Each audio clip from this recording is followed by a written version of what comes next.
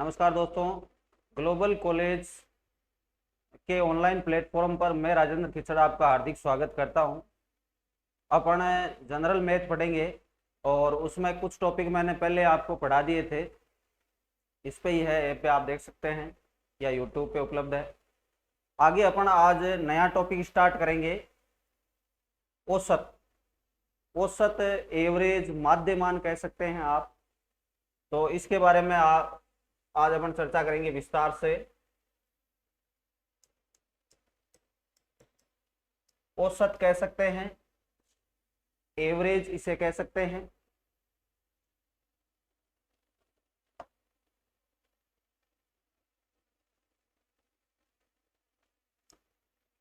औसत में सबसे पहले ये राशियों के योग में राशियों की संख्या का जब भाग दिया जाता है तो जो मान प्राप्त होता है बीच का, उसे कहते हैं औसत। जैसे अपन ने 4 राशियां ली या 5 राशियां ली, जैसे 1, 2, 3, 4 और 5, इनमें बीच का मान क्या है? 1, 2, 3, 4 और 5 में मध्य का मान जो है उसे कहते हैं औसत या एवरेज। यह इसमें बीच का मान है। 2 राशियां इधर छोटी है और 2 राशियां इससे बड़ी है, तो बीच वाले मान यानी 3 जो है वो इन 5 राशियों का क्या होगा? मध्य मान या औसत या एवरेज आप कह सकते हैं। ठीक है, तो इसके लिए अपने को क्या करना पड़ेगा? एक सूत्र निर्धारित किया गया है। तो सूत्र मैं बता देता हूं आपको, सूत्र क्या होगा।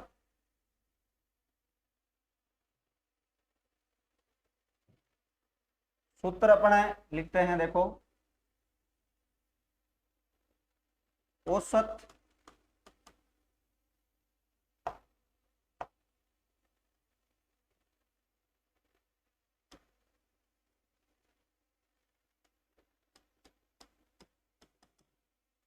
बराबर होता है राशियों का योग बटा राशियों की संख्या।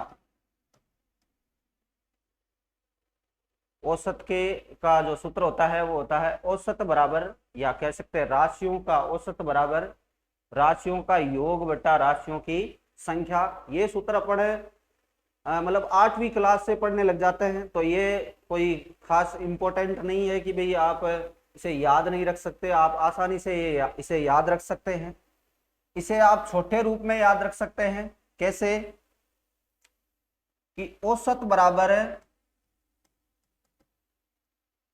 बराबर केवल आप लिख सकते हैं योग बटा संख्या, और आप इसे ऐसे ही याद रखेंगे। अपन आगे जितने भी क्वेश्चन में इसको काम में लेंगे तो आप इस सूत्र को ऐसे ही याद रखेंगे।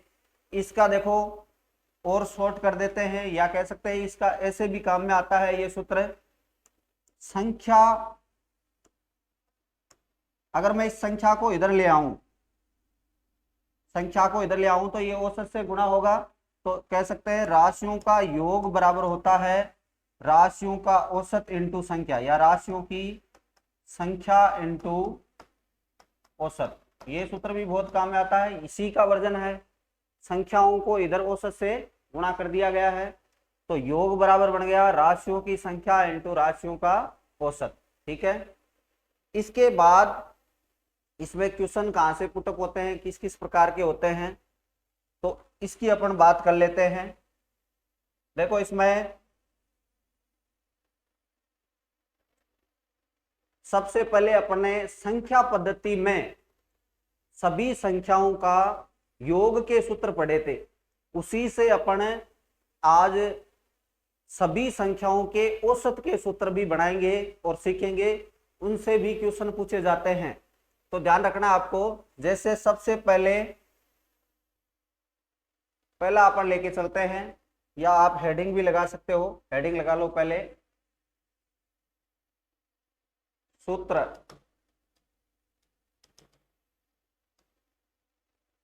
सूत्र में पहला जो सूत्र है वो है n लगातार प्राकृत संख्याओं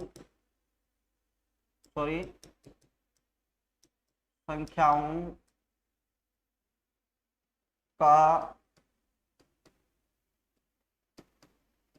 औसत,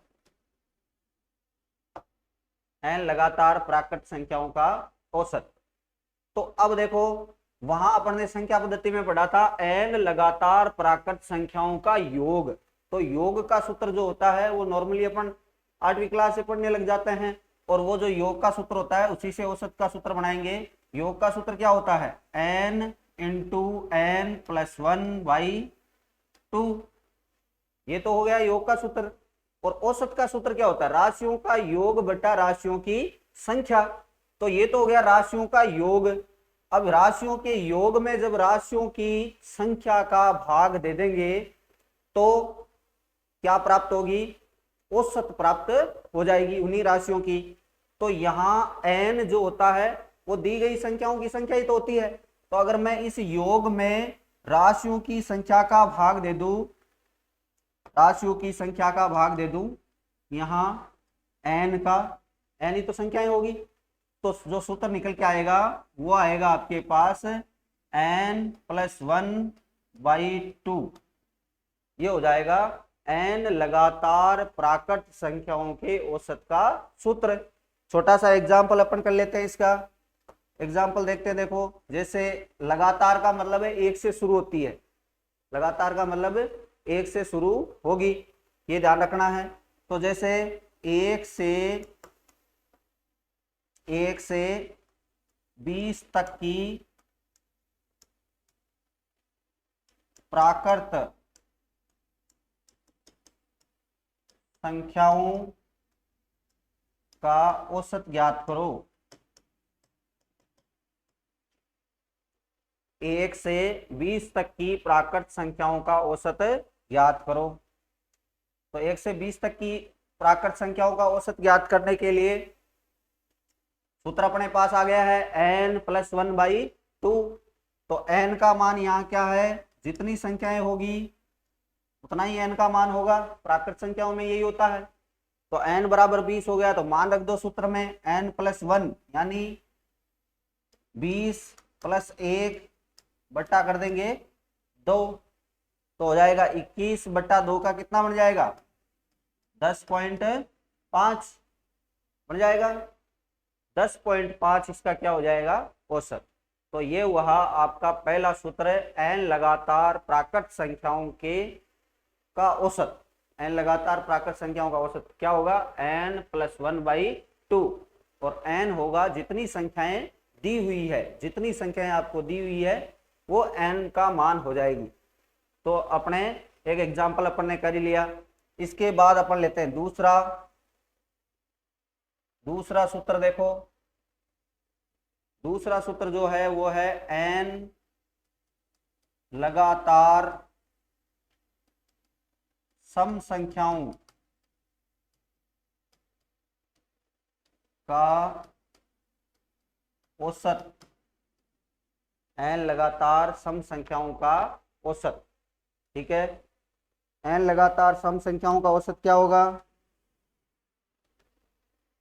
n लगातार सम संख्याओं का औसत का सूत्र क्या होगा? तो l लगातार सम संख्याओं के योग का सूत्र क्या होता है वो अपन ने संख्या पद्धति में पढ़ा था, या जिन्होंने नहीं पढ़ा है वो अब जान ले। n लगातार सम संख्याओं के योग का जो सूत्र होता है वो होता है n इंटू n प्लस 1। और यहाँ एक इंपॉर्टेंट बात है, बात यह है कि वहां प्राकृत संख्याओं में अपन ने योग के सूत्र में n बराबर जितनी संख्याएं दी हुई थी उतनी ही n का मान ले रहे थे। लेकिन यहां आपको ध्यान रखना है, जैसे आपको ऐसे दिया 1 से 20 तक की संख्याओं में सम संख्याओं का योग ज्ञात करो। तो 1 से 20 तक में सारी सम संख्याएं नहीं होती। 1 से 20 तक में कितनी सम संख्याएं होती है? 10 होती है, आधी सम और आधी विषम। तो यहाँ n बराबर आपको सम संख्याओं की संख्या ही लेनी है। तो 1 से 20 तक में n का मान क्या हो जाएगा? 10 हो जाएगा। इस प्रकार लेना है, ऐसा नहीं कि 20 रख दिया यहाँ पे। तो यहां पर आपको n के मान का ध्यान रखना है। अब इसमें भी वापस n का भाग दे देंगे, n का भाग दे दिया तो n से n कैंसिल हो गया, क्योंकि योग में राशियों की संख्या का भाग लगेगा तभी औसत प्राप्त होगा। तो औसत बराबर आपका हो जाएगा n+1, n+1। ठीक है, जहां लिख देता हूं मैं, इंपॉर्टेंट है जहां, और इंपॉर्टेंट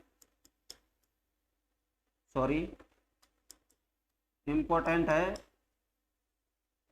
जहां n बराबर होता है, दी गई संख्याओं में सम संख्याओं की संख्या,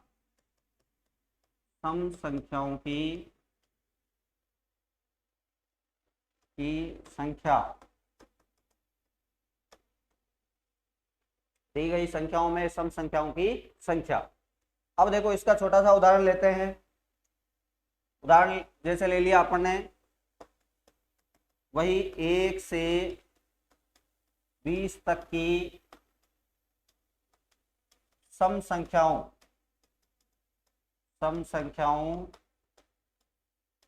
का औसत क्या होगा। ठीक है, 1 से 20 तक की सम संख्याओं का औसत क्या होगा। अब 1 से 20 तक की सम संख्याओं के औसत के लिए अपने पास सूत्र है n+1। तो पहले n का मान ज्ञात करना है। तो n का मान ज्ञात करने के लिए 1 से 20 तक तो सारी सम संख्याएं होती नहीं, आधी सम आधी विषम होती है। तो n का मान ज्ञात करने के लिए आप 20 में 2 का भाग दे सकते हैं, तो आ जाएगा 10। तो यहाँ पे आप लिखेंगे 10+1, तो आपका जो उत्तर आएगा वो कितना आ जाएगा, 11। यानी 1 से 20 तक की जितनी भी सम संख्याएं होती है उनका जो औसत होता है वो कितना होता है, 11। कैसे, देखो इसको और समझ लेते थोड़ा। 1 से 20 तक कौन कौन सी सम संख्याएं होती है, तो यहाँ 2, 4, 6, 8, 10, 12, 14, 16, 18 और 20, यही सम संख्याएं होती है। कितनी हो गई, 10। 2, 4, 6, 8, 10 हो गई। अब इनके बराबर आधे पार्ट बनाने हैं, आधे यानी 5-5 के। तो 5 के हो गए, 3, 2, 5, और ये 3, 2, 5। इनके बीच में जो संख्या आएगी, तो 10 और 12 के बीच में कौन सी संख्या आती है, 11। वही इसका क्या हो जाएगा, माध्य मान, एवरेज या औसत आप कह सकते हैं।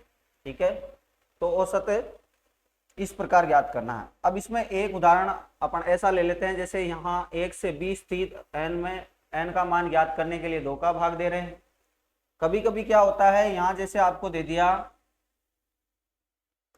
यहाँ दे दिया आपको 1 से 25 तक की सम संख्याओं का औसत ज्ञात करो। 1 से 25 तक की संख्याओं का औसत ज्ञात करो। तो इसमें क्या होता है, अब 1 से 25 तक में 25 जो संख्या है वो देखो, 25 कौन सी संख्या है, विषम संख्या है। तो आप ऐसा मत कर देना कि n बराबर में 25/2 और 12.5 आ गया। 12.5 आदि कोई सम संख्या होती है क्या, कि भाई आदि सम है आदि विषम है? ऐसे थोड़ी होती है, ऐसे नहीं होती है। तो आप यहाँ ऐसे मत कर देना। यहाँ तो क्योंकि सम का पूछा था और सम ही थी तो कोई दिक्कत नहीं थी, लेकिन यहाँ सम का पूछा है और क्या है, संख्या विषम है, तो आदि कोई सम संख्या नहीं होती। आप ये ध्यान रखना, ये कॉमन सेंस की बात है कि 25 जो संख्या है या राशि है वो कौन सी संख्या है, विषम संख्या है। 25 विषम संख्या है, तो 25 से तो अपने को मतलब ही नहीं है। तो किससे मतलब है, 24 तक मतलब है अपने को। तो n बराबर 24 में आप 2 का भाग देंगे, तो 24 तक कितनी सम संख्याएं हो जाएगी, 12 हो जाएगी। तो अब जब आप मान निकालोगे तो ऐसा निकलेगा n+1, तो 12+1 कितना हो जाएगा आपका उत्तर, 13। ठीक है, 13 मान आ जाएगा। दो प्रकार के क्वेश्चन आ सकते हैं सम संख्याओं के औसत का, एक तो जिसमें सम संख्याओं का औसत पूछे और 1 से 20 तक दे दिया, जैसे 1 से 40 तक दे दिया, 1 से 42 तक दे दिया, जिसमें सम संख्या दी हुई होगी लास्ट में, तो वहां तो आपको n का मान निकालने में कोई दिक्कत नहीं होगी। जहां आपको विषम दे दे, सम में विषम मिल जाए, तो वहां 1 घटा के 2 का भाग देना है, ये ध्यान रखना है, क्योंकि जो लास्ट की संख्या होगी वो क्या होगी, विषम होगी, उससे मतलब नहीं होगा। आगे अपन क्यों सूत्र नंबर 3 की बात करते हैं। तो सूत्र नंबर 3 जो है वो है n लगातार विषम संख्याओं का औसत का सूत्र जो है वो बता करेंगे। तो संख्या पद्धति में अपन ने पढ़ा था n लगातार विषम संख्याओं के योग का सूत्र पढ़ा था। तो n लगातार विषम संख्याओं के योग का सूत्र क्या होता है, अगर संख्या पद्धति में नहीं भी पढ़ा आपने तो जान लीजिए, n लगातार विषम संख्याओं के योग का जो सूत्र होता है वो होता है n स्क्वायर। ठीक है, n का मान याद करिए, उसका स्क्वायर कर दीजिए तो योग आ जाएगा। तो योग में अपन क्या कर रहे हैं, राशियों की संख्या का भाग दे रहे हैं, तो n का भाग दे दिया। तो यहाँ पे एक घात है, एक घात से एक घात चली जाएगी, यानी स्क्वायर कट जाएगा, तो यहाँ जो मान प्राप्त होगा वो क्या हो जाएगा, n। यानी n लगातार विषम संख्याओं के औसत का जो सूत्र होता है वो क्या होता है, n होता है। ठीक है, अब इसका भी एग्जाम्पल कर लेते हैं। यहाँ भी आपको ध्यान रखना है, n का मान सम की तरह ही है, प्राकृत की तरह नहीं है। तो यहाँ जहां n बराबर हो जाएगा दी गई संख्याओं में विषम संख्याओं की संख्या, विषम संख्याओं की संख्या, ये ध्यान रखना, वही सम की तरह है। n लगातार जितनी भी संख्याएं हैं उनमें n का मान जो होगा, जितनी भी संख्याएं दी होगी उनमें दी गई संख्याओं में विषम संख्याओं की संख्या ही n का मान होगा, पूरी की पूरी नहीं रखनी है। अब देखो इसका एग्जाम्पल कर लेते हैं, दो एग्जाम्पल जैसे सम के किए थे। पहला एग्जाम्पल वही 1 से 20 तक की विषम संख्याओं का औसत, विषम संख्याओं का औसत। 1 से 20 तक की विषम संख्याओं का औसत, तो 1 से 20 तक में कितनी विषम संख्याएं होती है, वो n का मान होगा। तो 10 तो सम होती है, तो 10 ही क्या होगी, विषम होगी, आधी आधी होती है, तो कोई दिक्कत नहीं, n बराबर हो जाएगा 20/2, यानी 10 आपका मान हो जाएगा n का। सूत्र में मान रखिए, सूत्र क्या है, n, तो n बराबर कितना है, 10, तो औसत भी 10 हो जाएगा। चलो एक बार ऐसे बिना सूत्र के प्रूफ कर लेते हैं। पहली विषम संख्या क्या होती है, सॉरी, 1, 3, 5, 7, 9, 11, 13, 15, 17, 19, यही होती है। कितनी हो गई, 2, 4, 6, 8, 10। ठीक है, इनमें देखो बीच का मान होता है औसत, तो बीच का मतलब 2 टुकड़ों में बांटो, 10 को 5-5 में तोड़ दिया, 5-5 में तोड़ेंगे तो ये रहेगी 5 और ये रहेगी 5। इन 9 और 11 के बीच में जो संख्या आएगी वो इसका क्या होगा, औसत होगा। तो 9 और 11 के बीच में कौन सी संख्या आ रही है, 9 और 11 के बीच में आएगी संख्या 10, तो वो हो गई इसका औसत। अब एक सूत्र जिसमें यहाँ देखो सम है, यहाँ विषम है, जैसे उसमें था सम था, यहाँ सम है, यहाँ विषम है। अब देखो यहाँ आगे दूसरा टाइप का जो सवाल है इसमें, इसी का, अगर यहाँ ऐसे दे दे 1 से 25 तक की विषम संख्याओं का औसत, विषम संख्याओं का औसत, 1 से 25 तक की विषम संख्याओं का औसत, तो यहाँ n बराबर क्या ज्ञात करोगे आप, कितना लिखोगे, क्या 25/2 लिख दूं, 25/2 बराबर 12.5, तो वो गलत हो जाएगा, क्योंकि आधी विषम संख्या होती नहीं है, ना तो आधी सम होती है, ना ही आधी विषम होती है। तो भाई क्या करेंगे, यहाँ देखो यहाँ पूछ रहा है विषम संख्याओं का औसत, और लास्ट की जो संख्या है 25 वो भी क्या है, विषम है। तो इस 25 को तो अपने को सम्मिलित करना ही करना है। वहां सम संख्याओं वाले में क्या कर रहे थे कि ये 25 का कोई औचित्य नहीं था, क्योंकि 25 तो क्या है, विषम है, सम में जरूरत नहीं थी। यहाँ 25 का औचित्य है, क्योंकि 25 क्या है, विषम संख्या है, तो 25 को सम्मिलित रखना है। तो वहां तो एक घटा के 2 का भाग दे रहे थे, यहाँ क्या करना है, एक जोड़ के 2 का भाग देना है। 26 में 2 का भाग, 24 तक तो कितनी हो गई, 12, और ये 25 भी कितनी हो गई, 13। तो यहाँ n का मान आ जाएगा 13। तो n बराबर 13, मतलब आपका यही औसत हो जाएगा। ठीक है, एक बार बिना सूत्र के प्रूव कर लेते हैं। 1 3 5 7 9 11 13 15 17 19 21 23 और 25 कितनी होगी, देखो 2 4 6 8 10 12 और 1 13, इतनी विषम संख्याएं हैं। अब इनको आधा आधा तोड़ना है, तो आधा आधा तो भाई ये तो 13 है, तो आधा आधा कैसे तोड़ोगे, तो क्या करो, 3 भाग बना लो, एक को बीच में रख लो और बाकी 2 कर दो। तो 13 में से एक को बीच में रख लिया, बाकी कितने बचे, एक को बीच में रखा तो 12 बचे, 12 को 6 6 में तोड़ दो, तो यहां से 2 4 और 6, ये ले लिया 6 और ये ले लिया 6। अब देखो ये संख्या ही तो बीच में आ रही है, इन संख्याओं के और इन संख्याओं के बीच में आ रही है एकदम, तो यही इसका क्या हो जाएगा, औसत हो जाएगा। आगे अपन नंबर 4 का सूत्र पढ़ते हैं। 4 नंबर पे जो सूत्र है वो है n लगातार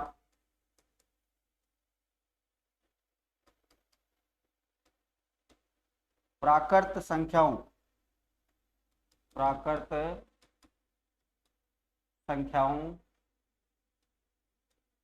के वर्गों का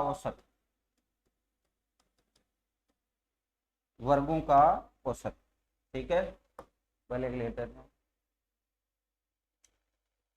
अब देखो n लगातार प्राकृत संख्याओं के वर्गों का औसत का सूत्र अपने को पता करना है।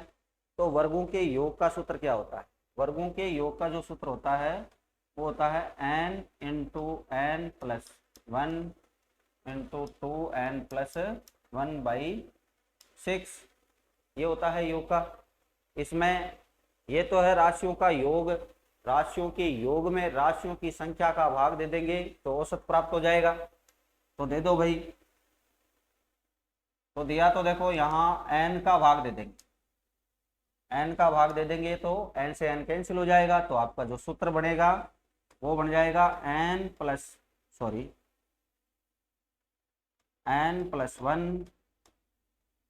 2n प्लस 1/6, ठीक है। अब देखो यहाँ जो n है, प्राकृत संख्याओं का नाम आते ही n बराबर दी गई संख्याओं की संख्या ही होती है, वहां कोई लफड़ा नहीं है। लफड़ा जो है वो सम और विषम में ही है। ये एकदम सीधी सादी संख्याएं हैं, प्राकृत आसानी से इनमें n का मान याद कर सकते हैं, उनमें नहीं कर सकते। तो यह है n लगातार प्राकृत संख्याओं के वर्गों का योग, औसत का सूत्र है n प्लस 1 2n प्लस 1/6। तो इसका एक एग्जाम्पल अपन छोटा सा कर लेते हैं। जैसे दे लिया 1 से 10 तक ले लिया, 1 से 10 तक की प्राकृत संख्याओं के वर्गों का औसत।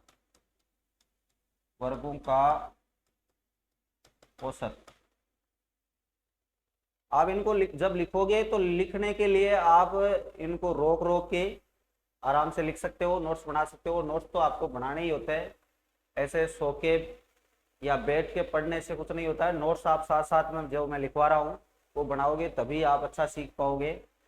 यहाँ n बराबर क्या हो जाएगा, 10 जो दिया हुआ है यहाँ पे वही होगा। प्राकृत संख्याओं का नाम आते ही सीधा जो दिया हुआ है वो रख दो, ठीक है।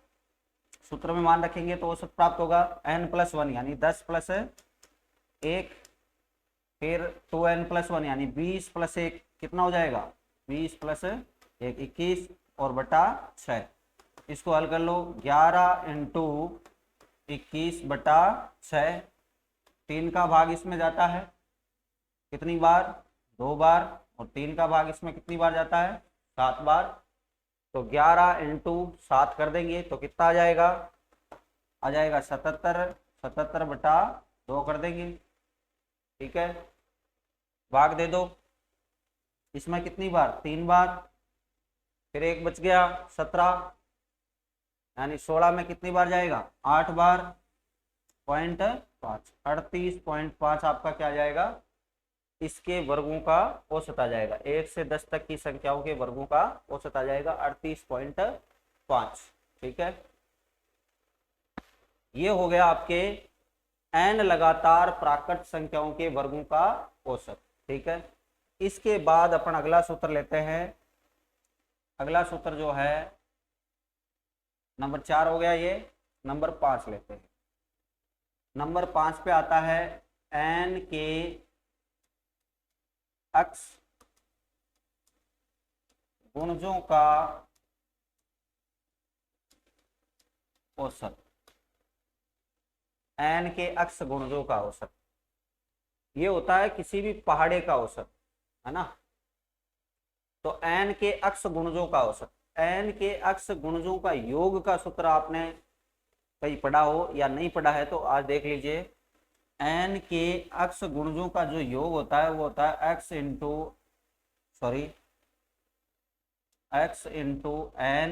× n+1 और /2। इधर वाले सूत्र को जब आप देखोगे, x को छोड़कर इधर वाले सूत्र को जब आप देखोगे तो ये है प्राकृत संख्याओं के योग का सूत्र है। इसको अक्ष से गुणा कर दिया, अक्ष से मतलब जिसका पहाड़ा है उसी से गुणा कर दिया, तो ये बन जाएगा किसी भी पहाड़े का योग का सूत्र, ठीक है। इसमें अब जब आप इसकी संख्या का भाग दे दोगे, जो संख्या तो जितनी बार पहाड़ा बोला जाता है उसी का देंगे। तो देखो n ही होता है संख्या, तो n का भाग दे देंगे इसमें, तो n से n कैंसिल, तो सूत्र आपका बन जाएगा x × n+1 और /2। ये बन जाएगा किसी भी पहाड़े का औसत, ठीक है। यहाँ x जो है वो जिसका पहाड़ा है उसकी बात कर रहा है, और n जितनी बार उसका पहाड़ा बोला जा रहा है उसकी बात कर रहा है, ठीक है। सूत्र को अपन एग्जाम्पल के थ्रू समझते हैं। देखो जैसे दे दिया 3 के 7 गुणजों का औसत, 3 के 7 गुणजों का औसत।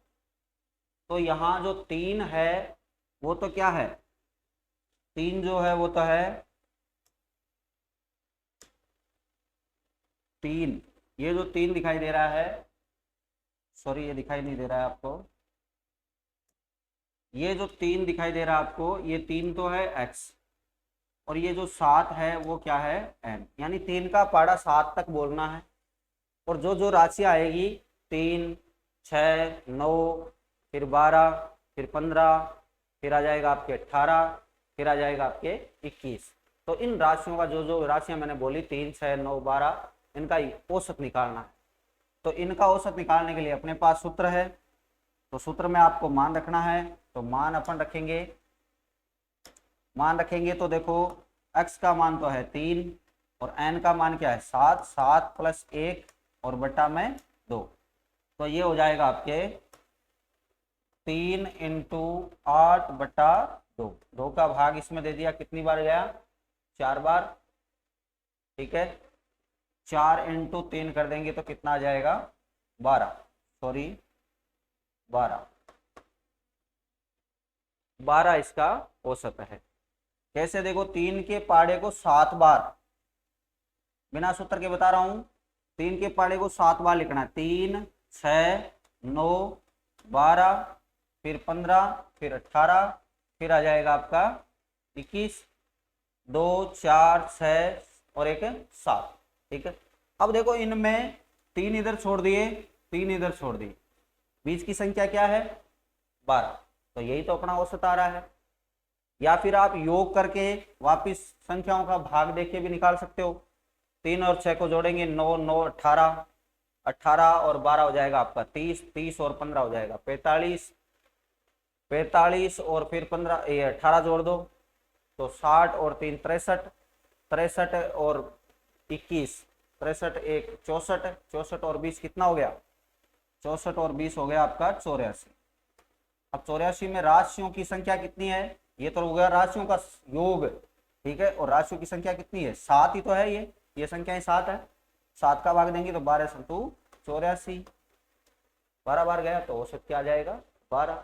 लेकिन आप ऐसे सिंपल तरीके से जो मैं बता रहा हूं ये तो आप थोड़े से 5-7 संख्याओं का कर सकते हैं बिना सूत्र के, लेकिन वहां आपको 20, 25, 30 संख्याएं मिल सकती है। जैसे आगे अपन क्वेश्चन करेंगे इसके तो उसमें पता लगेगा किस प्रकार सवाल आता है। ये तो मैं शॉर्ट टाइप आपको समझ में आए तो बता रहा हूँ, ठीक है। तो आप ऐसे मत ले लेना कि सर आप तो सूत्र लिखवा रहे हो और बिना सूत्र के भी काम चल सकता है, तो बिना सूत्र के काम नहीं चल सकता है, सूत्र आपको याद करना ही पड़ेगा, इंपॉर्टेंट है, सूत्र में से क्वेश्चन पूछ सकता है, तो आप ध्यान रखिए। इसके बाद ये तो हो गए सूत्र कंप्लीट। इसके बाद इसके जो क्वेश्चन है तो क्वेश्चनों को अपन देखते हैं। देखो क्वेश्चन कैसे कैसे पूछे जाते हैं एग्जाम में। तो सूत्र आपको पता है ही, औसत बराबर होता है राशियों का योग बटा राशियों की संख्या होता है, ठीक है। इसमें आपको सूत्र देखो ये क्वेश्चन कैसे आएंगे, ये सवाल, पहला सवाल जो है वो आपकी स्क्रीन के सामने है, दिखाई दे रहा होगा, ये लो। सवाल है 1 से 50 तक की प्राकृत संख्याओं का औसत क्या होगा। 1 से 50 तक की प्राकृत संख्याओं का औसत आपको याद करना है। 1 से 50 तक की प्राकृत संख्याओं का औसत क्या होगा, और इसमें 4 ऑप्शन आपको जैसे एग्जाम में मिलते हैं। तो क्या है 25, 25.6, 25.5 और 26। तो अपन कैसे ज्ञात करेंगे, तो अपन ने अभी सीखा कि प्राकृत संख्याओं के औसत का सूत्र क्या होता है। तो प्राकृत संख्याओं के जो औसत का सूत्र होता है वो होता है n+1 और बाई 2 करना होता है, यही होता है पहला सूत्र जो अपन ने पढ़ा, प्राकृत संख्याओं के औसत का सूत्र। तो प्राकृत संख्याओं के औसत का जो सूत्र होता है वो होता है n+1/2। और यहाँ आपको 1 से 50 तक की प्राकृत संख्याओं के औसत का पता करना है। तो 1 से 50 तक में n का मान क्या हो जाएगा, n बराबर हो जाएगा 50, ठीक है। n बराबर 50 हो गया तो मान रख दो इसमें 50 + 1/2, ठीक है। 50 + 1/2 लिख दिया तो कितना हो गया 51, 51/2 किया तो कितना हो जाएगा 25.5, 25.5 होगा ना, सॉरी 6 लिख दिया मैंने, 25.5। तो यहाँ देखो ऑप्शन दिए हुए हैं 25, 25.6, 25.5 और 26। तो आपका उत्तर जो हो जाएगा वो हो जाएगा सी ऑप्शन 25.5। इस प्रकार एग्जाम में क्वेश्चन आएंगे। अगला सवाल अपन लेते हैं इसमें। अगला सवाल है 1 से 75 तक की प्राकृत संख्याओं का औसत क्या होगा। 1 से 75 तक की, 1 से 75 तक की प्राकृत संख्याओं का औसत क्या होगा, सॉरी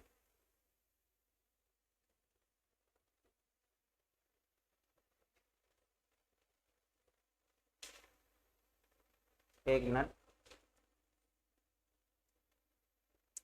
तो चला गया, मैं लिख देता हूं।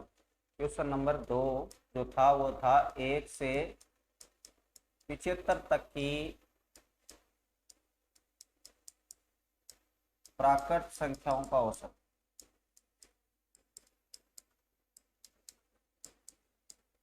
एक से 75 तक की प्राकृत संख्याओं का औसत आपको पता करना है। तो n बराबर क्या हो जाएगा भाई, n बराबर हो जाएगा 75, मान रख दो सूत्र में, मान रखेंगे तो 75 सूत्र क्या है, सूत्र आपको याद रखना है, बार बार मैं नहीं लिखूंगा, n+1/2 यही होता है प्राकृत संख्याओं के औसत का सूत्र। तो मान रखिए, मान रखेंगे तो 75 प्लस 1 76/2, 76/2 हो जाएगा। तो इसका कितना हो जाएगा 38 उत्तर आ जाएगा, 38 आपका उत्तर आएगा। ठीक है, अगला सवाल अपन लेते हैं। नंबर 3 सवाल जो है वो है आपका 1 से 50 तक की सम संख्याओं का औसत क्या होगा। 1 से 50 तक की सम संख्याओं का औसत। तो 1 से 50 तक की सम संख्याओं का औसत ज्ञात करने के लिए देखो अपने पास सूत्र है और यहाँ ऑप्शन दिए हुए 25, 28, 26 और 30। तो सम संख्याओं के औसत का सूत्र क्या लिखा आपने, सम संख्याओं के औसत का सूत्र लिखा आपने, सम संख्याओं के औसत का सूत्र लिखा n+1 केवल। ठीक है, n+1 ही तो लिखा, n+1। तो n बराबर क्या है भाई, यहाँ 1 से 50 तक में कितनी सम संख्याएं होती है, तो वही n का मान होगा। तो n बराबर निकालेंगे तो 50/2, 1 से 50 तक में 25 ही तो सम संख्याएं होती है। और मैंने कहा था सम संख्याएं विषम संख्याएं जहां हो वहां आपको n का मान ज्ञात करना पड़ेगा। तो n बराबर हो जाएगा 25। ठीक है, 25 मान रख दिया तो 25 + 1, इस सूत्र में n+1 है ना, इसमें सूत्र में मान रखा तो कितना उत्तर आ जाएगा आपका 26, जो ऑप्शन में आपके दिया हुआ है सी ऑप्शन में। ठीक है, अगला क्वेश्चन अपन लेते हैं। अगला क्वेश्चन है 1 से 35 तक की सम संख्याओं का औसत। 1 से 35 तक की सम संख्याओं का औसत आपको पता करना है। देखो यहाँ ऑप्शन दिया हुआ है 18, 20, 17 और 16। 18, 20, 17 और 16। ठीक है, तो वही बात, सम संख्याओं के औसत का सूत्र जो होता है वो होता है n+1। ठीक है, n का मान आपको पता करना होता है। तो n का मान पता करेंगे, n का मान पता करेंगे तो भाई 1 से 35 तक में कितनी सम संख्याएं होती है। 1 से 35 तक की अगर मैं बात करूं तो 35 जो है वो सम संख्या थोड़ी है, वो तो क्या है, विषम संख्या है। तो 35 का तो यहाँ कोई मतलब नहीं है। तो आपको मतलब किससे है, 34 तक की संख्याओं से ही मतलब है। तो 34 में आप किसका भाग दे दो, 2 का। 34 में 2 का भाग दे देंगे तो आपके पास जो सम संख्याएं प्राप्त होगी वो कितनी होगी, 17। अब n का मान आपके पास आ गया है तो मान रख दो 17 + 1, औसत क्या हो जाएगा 18। ठीक है, ऐसे आपको ध्यानपूर्वक, अब ऐसे नहीं कि भाई आते क्वेश्चन को देखा, देखते ही 1 से 35, n बराबर 35 रख दिया, 35 + 1 36 उत्तर निकाल रहे हो। तो ये ध्यान रखना है सम और विषम संख्याओं में n का मान निकालना ही इंपॉर्टेंट है। ठीक है, इतनी आप सतर्कता बरतोगे तभी होगा। और एक आपको सूत्र रटना ही है, सूत्र तो रटना ही पड़ेगा, बिना सूत्र के काम नहीं चलेगा। ये जो योग के सूत्र है ये तो आपको रटने ही पड़ेंगे, इसके अलावा कोई खास सूत्र नहीं है इसमें, बाकी अपन इसको ट्रिकली पढ़ेंगे। आगे देखो अपन लेते हैं इसमें अगला सवाल। अगला सवाल है 1 से 55 तक की 55, 1 से 55 तक की विषम संख्याओं का औसत क्या होगा। 1 से 55 तक की विषम संख्याओं का औसत आपको पता करना है, जिसमें ऑप्शन दिया हुआ है 29, 28, 27 और 26। तो 1 से 55 तक की विषम संख्याओं का औसत पता करने के लिए विषम संख्याओं के औसत का सूत्र अपन ने क्या पढ़ा, n। केवल n प्राप्त कर लोगे तो विषम संख्याओं का औसत प्राप्त हो जाएगा। तो यहाँ 1 से 55 में विषम संख्याएं कितनी है इसका पता करना है। तो 55 खुद विषम संख्या है, तो 55 को सम्मिलित करना है। तो आपको क्या करना है, n का मान ज्ञात करने के लिए 55 + 1 56 में भाग दे दो 2 का। तो कितनी विषम संख्या आएगी, 28।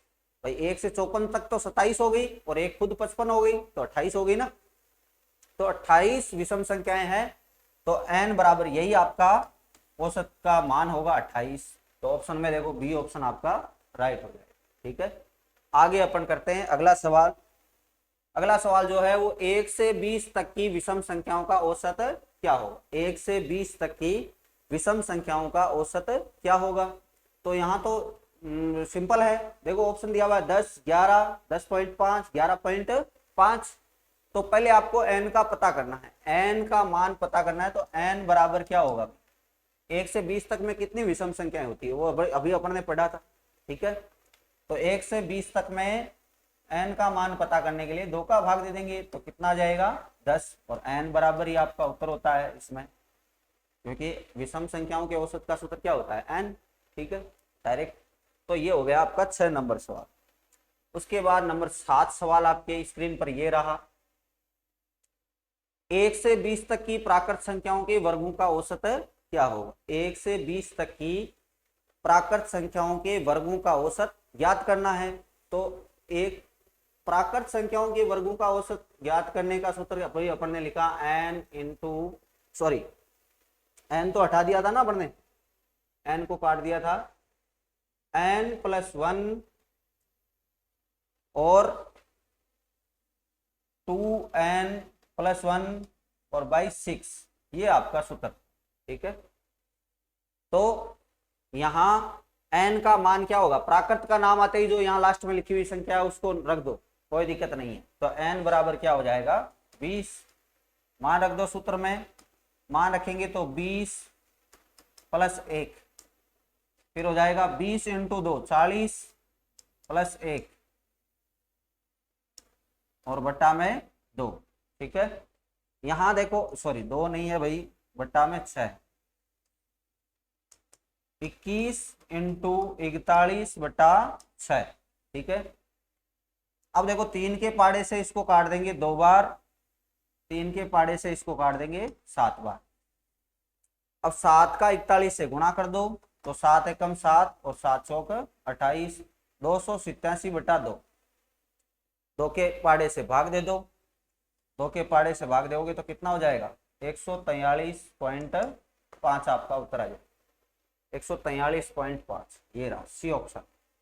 ठीक है, ये है प्राकृत संख्याओं के वर्गों का औसत क्या होगा का सूत्र। ठीक है, उसके बाद अगला है 15 के 11 गुणजों का औसत। यहां ध्यान रखना, यहां लिखा हुआ है गुणजों, सॉरी